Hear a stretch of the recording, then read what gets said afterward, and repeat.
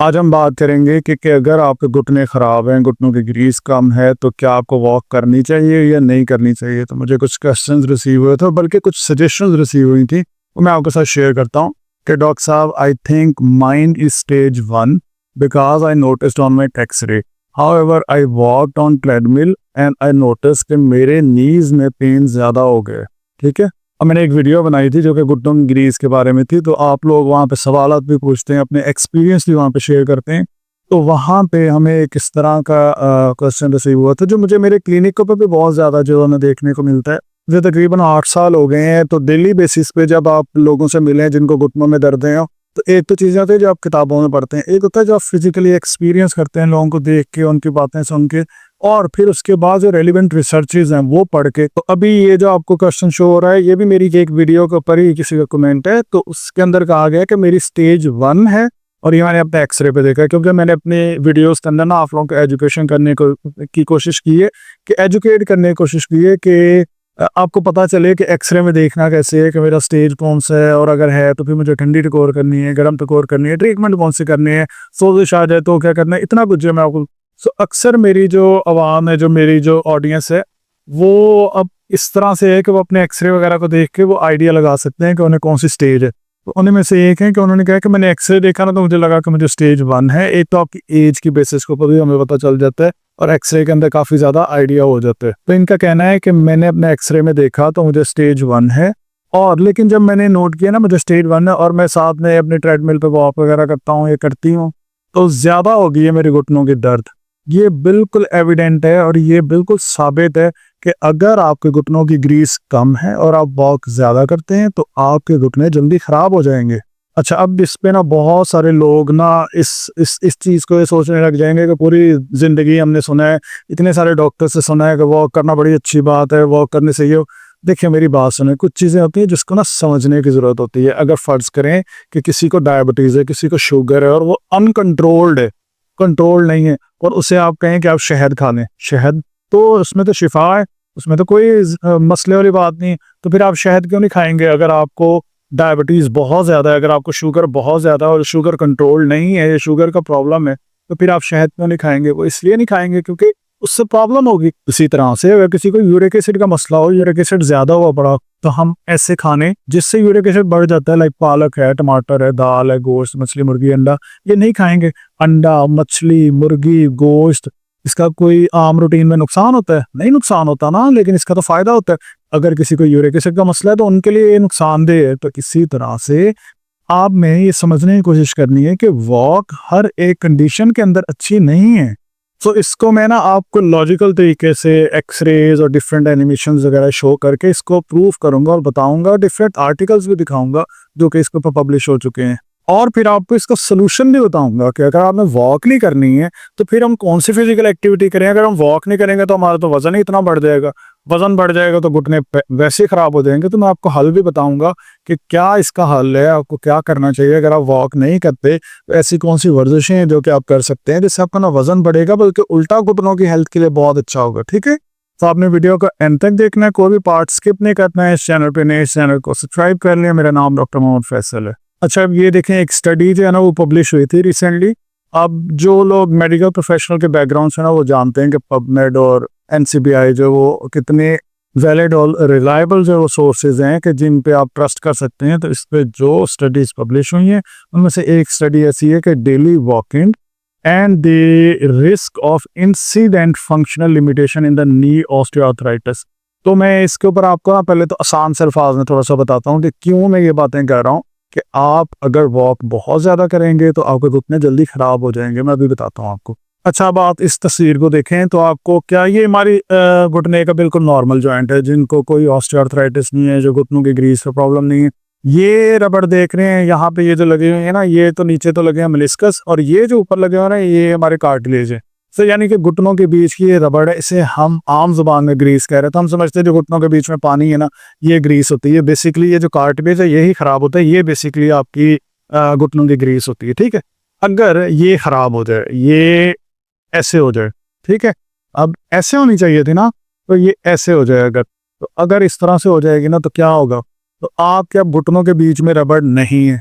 ठीक है, और ये वाली हड्डी और ये वाली हड्डी ये बिल्कुल आज़ाद है। अब जब आप चलेंगे ना, अब जब आप मूवमेंट करेंगे तो क्या होगा, जब हम मोस्टली आम रूटीन में जब हम चलते होते हैं ना, तो हम कुछ किस तरह से चलते हैं, देख रहे हैं ऊपर वाली हड्डी नीचे वाली हड्डी ये आपस में मूवमेंट कर रही है। अब इनके बीच में रबड़, इनके बीच में ग्रीस, इनके बीच में कार्टिलेज, कोई मसला नहीं है, जैसे मर्जी मूवमेंट वगैरह करते रहे।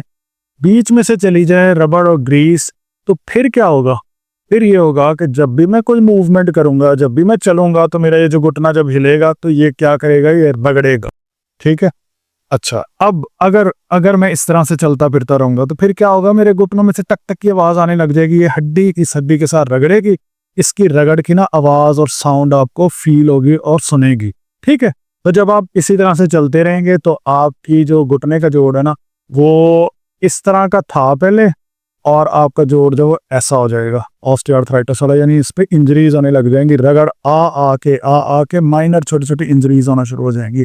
अब मैं ये क्यों कह रहा हूँ कि जब हमारे घुटनों की ग्रीस का प्रॉब्लम हो हमें वॉक नहीं करनी चाहिए, वो इसलिए कह रहा हूँ कि जब हम वॉक करते हैं ना, जब हम चलते हैं, तो अगर हम इससे रोक लें यहाँ पे, अब इस टाइम अगर हम इन्हें देखें तो ये ऐसे खड़े हैं कि इनके जिस्म का सारा वजन आ रहा है इनकी राइट लेग के ऊपर, दाईं टांग के ऊपर। कैसे, एक पाँव तो ऊपर उठा हुआ है ना, और दूसरा पाँव जो है वो बिल्कुल सीधा है, पूरे का पूरे जिस्म का वजन किस पे आ रहा है, इस टांग के ऊपर आ रहा है। आप मुझे ये बताएं कि अगर घुटनों के बीच की रबड़ खराब है, और फर्ज करें कि इनका वजन है 70 kg 80 kg, मोस्टली जिनको घुटनों का आर्थराइटिस हो ना, उनका वजन 100 किलो से भी ऊपर होता है। सो अगर आपका वजन जो है वो 90 किलो है, 100 किलो है, लाइक 2 मन है, 2.5 मन है, आप मुझे ये बताएं कि ये सारे का सारा वजन इस टाइम एक घुटने के ऊपर आ रहा है ना। ओके, अब जब ये एक घुटने के ऊपर आ रहे हैं तो घुटने की हड्डियां नजदीक पास चली जाएंगी या दूर चली जाएंगी, नजदीक चली जाएंगी ना, क्योंकि ऊपर से वजन आ रहा है सारे के साथ। अब अगर हम इसे देखें तो हमारे, अगर हम जैसे खड़े हैं तो हमारा ऊपर वाला जो वजन है वो सारे का सारा इस हड्डी का, किस हड्डी पे आ रहा है, इस हड्डी के ऊपर आ रहा है, नीचे वाली हड्डी पे। तो दोनों के बीच में खला आ जाएगा या खला खत्म हो जाएगा, ये अब आप मुझे बताएं। तो ये तो डेफिनेट सी बात है कि खला खत्म हो जाएगा। क्यों खत्म हो जाएगा, क्योंकि ऊपर से वजन जो पड़ रहा है। तो अभी ये जो मैं आपको वीडियो दिखा रहा हूँ ना, ये तो इस टाइम आप जब इस तरह खड़े हैं तो आपका सारे का सारा वजन घुटने के ऊपर आ रहा है और घुटने की हड्डियां आपस में जुड़ गई। ठीक है, अब ये जुड़ गई हैं या साथ आ गई हैं, नजदीक आ गई हैं, तो क्या होगा, तो जब आप अगला कदम उठा के जब चलेंगे ना, ये टांग को मोड़ के आप आगे चल रहे हैं, तो क्या कर रहे हैं, साथ जोड़ के हड्डियों को अच्छे से रगड़ रहे हैं। सही है, ये ऐसे मूवमेंट्स हो रही हैं ये जोड़ के अंदर। तो मुझे ये बताएं कि जब बीच में कोई रबड़ ही नहीं है, बीच में कोई ग्रीस ही नहीं है, तो जब आप इस तरह से हिला रहे हैं तो ये आपकी हड्डी को बहुत अच्छा बना देगा। आपकी हड्डी को रगड़ रगड़ के ना ये उल्टा और ज्यादा नोकदार कर देगा और आपके जॉइंट के अंदर ऑस्टियोफाइट्स ज्यादा बन जाएंगे, इंजरीज ज्यादा हो जाएंगी। ठीक है, तो अगर आप इस एक्सरे को देखें तो ये जो एक्सरे है ना, ये बिल्कुल नॉर्मल है। ठीक है, और ये वो एक्सरे है जो कि आर्थराइटिस के अंदर होता है, जो कि घुटनों की ग्रीस से जब प्रॉब्लम होता है। तो इसकी स्पेस देखें और इसकी स्पेस देखें, इस हड्डी और इस हड्डी के बीच में जो गैप है, बहुत अच्छा खासा गैप है। गैप आना अच्छी चीज होती है। गैप होगा तो जब हम चलेंगे ना तो ये आपस में रगड़ेंगे नहीं, बिल्कुल हल्की हल्की मूवमेंट्स होनी चाहिए। ठीक है, तो ऐसे मूवमेंट्स होनी चाहिए नॉर्मल रूटीन के अंदर। ठीक है, तो अगर किसी का इस तरह से घुटनों के बीच की स्पेस ही लॉस हो जाए और वो खड़ा हो जाए, अगर फर्ज करेंगे ये केस है और वो खड़े हो गए हैं, जिनका इस तरह का घुटना है, वो खड़े हो गए हैं। जब खड़े हो गए, आप एक टांग के ऊपर खड़े हो गए हैं और आपका सारा वजन इस पे आ रहा है, ये हड्डियां और साथ जुड़ जाएंगी या दूर चली जाएंगी, और भी साथ जुड़ जाएंगी ना। तो उसके बाद जब आप चलेंगे तो क्या होगा, रगड़ेंगी आपस में, साथ चिपकी हुई हड्डियां जो है। अब इसका हल क्या है, इसका सोल्यूशन क्या है? इसका पहला सोल्यूशन तो ये है कि हम कोई ऐसा वे आउट निकालें, कोई ऐसा तरीका निकालें कि हड्डियों का ना बीच में जो गैप आ रहा है ना, ये जो गैप खत्म हो रहा है ना, ये गैप थोड़ा सा आ जाए, थोड़ा सा खला आ जाए। एक तो ये है।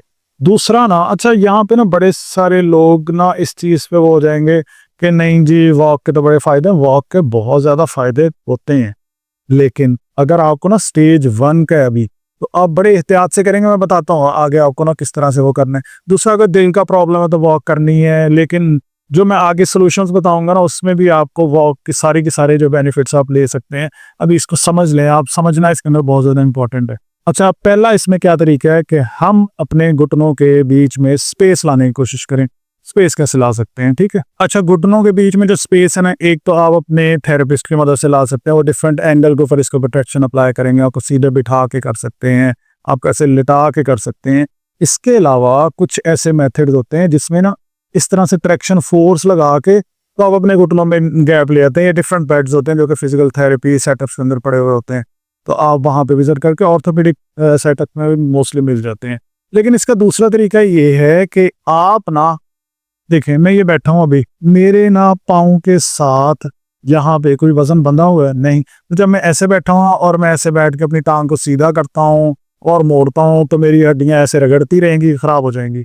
मैंने क्या करना है, मैंने ना अपनी टांग के साथ यहाँ पे वजन बांध लेना है। ये देखिए, आप नीचे अब आपको वेट नजर आ रहा होगा। जब आप यहाँ पे वजन बांध लेंगे तो फिर क्या होगा, फिर हमारे खुद ब खुद स्पेस आ जाएगी ना, खला आ जाएगा। जब खला आ जाएगा ना, फिर ये खला ला के, यानी यहाँ पे आप 1 किलो आधा किलो वजन शुरू में डाल सकते हैं। ऐसा ऐसा इसको बढ़ाएंगे तो इसको आप ऊपर और नीचे की तरफ मूव करेंगे। अब आपकी हड्डियां आपस में रगड़ेंगी नहीं। क्यों? क्योंकि नीचे से वेट लगा हुआ है, एक वजन लगा हुआ है। एक तो ये एक्सरसाइज होगी, 10 सेकंड होल्ड कर करके 6 7 7 8 8 दफा ये एक्सरसाइज करनी है, ठीक है? और दूसरी जो इम्पोर्टेंट चीज है वो ये है कि आपने देखना है तो आपके एक्सरेज हैं इनके ऊपर, कि आपके स्टेज 1 है, स्टेज 2 है, 3 है, 4 है। अगर तो 3 और 4 में है ना, तो फिर तो वॉक बिल्कुल बंद, ठीक है? अगर स्टेज 1 और 2 है, वॉक कर सकते हैं, लेकिन बहुत थोड़ी सी, 5 मिनट 10 मिनट, इससे ज़्यादा नहीं, क्योंकि इसमें ना आपके घुटनों के बीच में थोड़ी सी स्पेस होती है, इतना आप बेयर कर सकते हैं। अच्छा, अब जिनकी स्टेज 3 है, जिनकी 4 है, इवन स्टेज 1 और 2 वाले क्या करेंगे, हम में ना कोई ऐसा वे आउट निकालना है कि जब मैं खड़ा हूं ना, जब मैं वॉक कर रहा हूं, तो मैं कुछ ऐसा करूं कि मेरे घुटने के ऊपर मेरा सारे का सारा 2 मन का वजन ना आए। 3 मन का, अगर आपको 100 से भी ज्यादा किलो है, तो अगर ये इतना वजन है ना, तो कोई ऐसा वे निकालना है कि मेरे घुटने के ऊपर इतना ज्यादा वजन ना आए। फिर क्या हो सकता है, फिर ये हो सकता है कि कोई यार ऐसा तरीका होगा कि मेरे जिस्म का ना आधे से ज्यादा वजन जो है वो मेरे घुटने के ऊपर आने के बजाय ना किसी और चीज पे आ जाए। कैसे आ सकता है? एक तो तरीका है कि जैसे इन्होंने राइट साइड पे अपने दाएं हाथ के अंदर छड़ी पकड़ी हुई है, तो जब आप चल रहे हैं ना, तो कोशिश करें कि उस पर वजन डाल दें, ज्यादा वजन उसके ऊपर डाल दें, अपने घुटने के ऊपर ना डालें। दूसरा जो सेफ और सबसे बेस्ट है वो ये है कि आप ना इस तरह का कोई स्टेशनरी साइकिल जो वो ले लें, या फिर किसी ऐसे सेंटर को ज्वाइन कर लें या जिम को ज्वाइन कर लें जहां पर स्टेशनरी साइकिल हो। अच्छा, अब ये जो एनिमेशन है ना, ये मुझे ज्यादा यंग लोगों की मिली हैं, ओल्ड एज और ऑस्टियोआर्थराइटिस की नहीं मिली। मेन मकसद है आपको समझाना है, तो इसको समझ लें आप।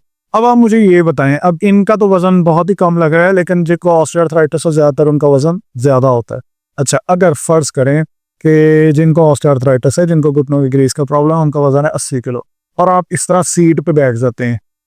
स्टेशनरी साइकिल का मतलब है वो साइकिल, वो वाली साइकिल नहीं जिसको हम रोड पे लेके निकल जाते हैं, वो साइकिल जो एक जगह पे खड़ी रहती है। अच्छा, अगर हम उसके ऊपर बैठ जाते हैं, तो मुझे ये बताएं कि इनका अच्छा खासा जो वेट है, जो वजन है, वो घुटनों पे आ रहा है या सीट के ऊपर आ रहा है? उस सीट के ऊपर आ रहा है ना? अब अगर फर्ज करें कि वजन है 80 किलो या 90 किलो, तो उसमें से तकरीबन 50 60 किलो 70 किलो जो है वो आपका इस साइकिल की सीट के ऊपर आ जाएगा। जब सीट के ऊपर वजन आ जाएगा तो घुटनों के ऊपर से प्रेशर खत्म। अच्छा, अब जो यहाँ स्पीड के साथ करें ना, हमने ये नहीं करना, ना हमने इसके अंदर कोई रेजिस्टेंस लगानी है, बिल्कुल जीरो रेजिस्टेंस के साथ सीट के ऊपर आराम से बैठ जाएं और सीधे बैठें।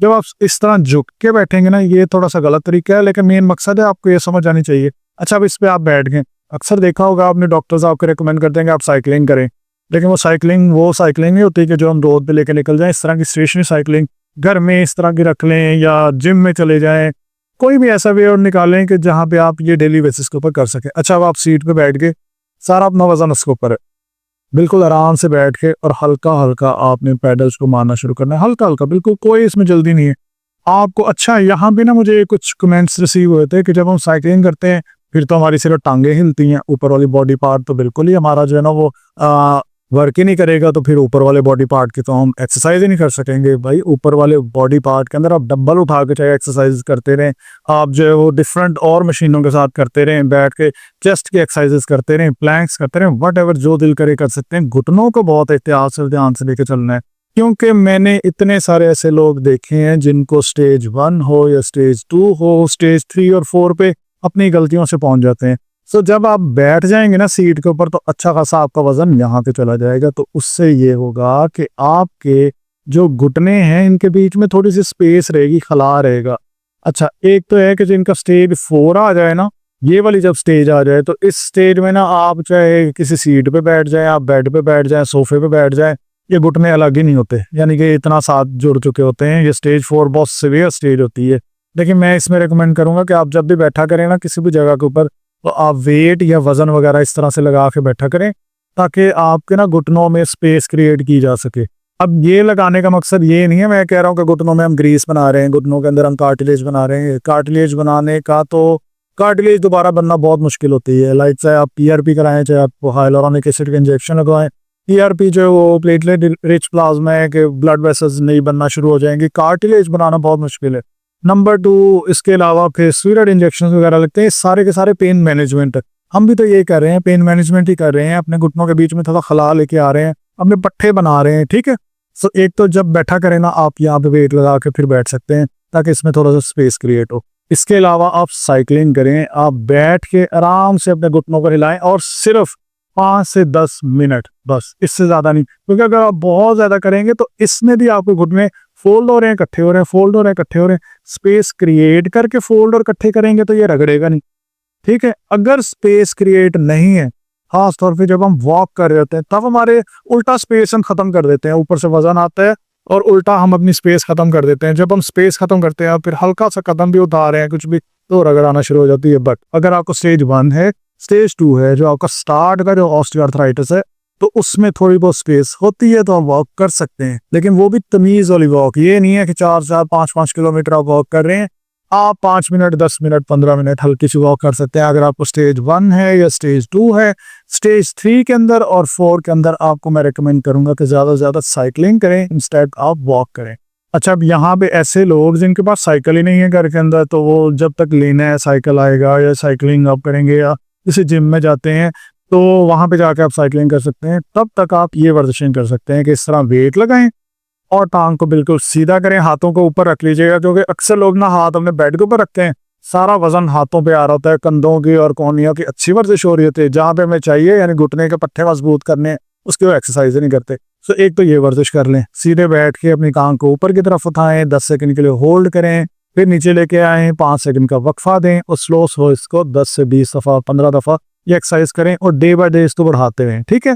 एक एक्सरसाइज ये है। उसके बाद एक्सरसाइज है कि आप लेना सीधे लेट के अपनी टांगों के नीचे कोई कंबल लपेट के रख लें, कोई रजाई लपेट के रख लें और अपने पाँव को ऊपर और नीचे की तरफ मूव करें। इसको एंकल पंपिंग कहते हैं। या आपके घुटनों की हेल्थ के लिए बहुत अच्छी है। तो देख रहे हैं आप, अपने हम घुटनों को ज्यादा नहीं हिला रहे हैं, लेकिन हम अपने एंकल पंपिंग की मदद से अपने घुटनों को ठीक कर लेंगे, ठीक है। ये एक्सरसाइज करनी है। ऊपर लेके आएंगे, 10 सेकंड के लिए रोकेंगे और फिर नीचे जब लेके जाएंगे 5 सेकंड का वक्फा देंगे। ये भी 10 से 15 दफा आपने लाजमी करनी है। इसके बाद आपने इस तरह की एक सॉफ्ट सी नरम सी बॉल ले लेनी है, अपने दोनों टांगों के बीच में रखनी है। इसको जोर से अंदर की तरफ दबाएं, 10 सेकंड के लिए होल्ड करें, फिर छोड़ दें, फिर उसके बाद दोबारा दबाएं और 10 सेकंड के लिए होल्ड करें, फिर छोड़ दें। ये एक्सरसाइज भी आपने तकरीबन 10 से 15 दफा करनी है, हर 2-2, 3-3, 4-4 घंटे के बाद। फिर इसी बॉल को अपने घुटनों के नीचे रख लें, 10 सेकंड के लिए दबाएं और बिल्कुल फिर उसके बाद छोड़ दें और वक्फा करें, रेस्ट करें।